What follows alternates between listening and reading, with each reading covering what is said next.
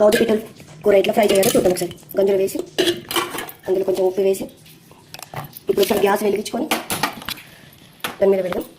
ఒక 2 నిమిషాలు ఉప్పు వేసి కాజు పిట్టలోకి ఫ్రైకి పుదీనా, పల్లెమాకు, మిరపకాయలు, ఉల్లిగడ్డలు.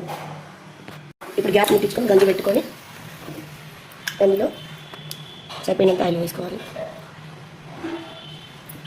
ఇప్పుడు నూనె వేడెక్కినాక మిరపకాయలు, పల్లెమాకు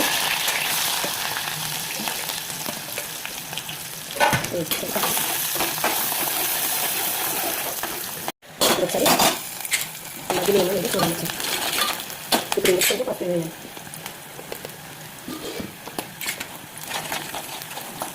ఇప్పుడు కారం పొడి వేసిన పట్టుకున్న మిక్సీ అల్లం పేస్ట్ వేసి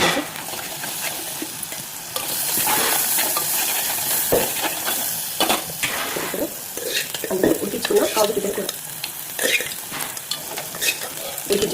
కూర వేసి కలపాలి. ఇప్పుడు 10 నిమిషాలు మధ్యలో ఒకసారి చేసి పుదీనా వేసుకోవాలి.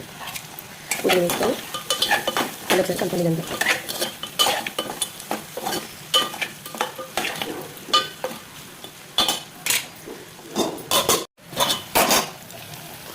అందులో ఇప్పుడు కొంచెం ఎల్లిపాయ కారం వేయాలి. ఎల్లిపాయలు దంచుకొని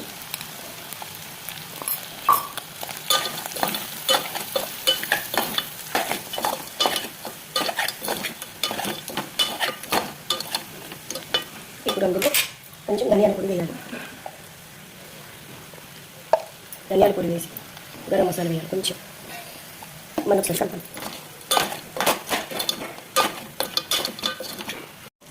ఒకసారి కర్రీ అయిందా రండి.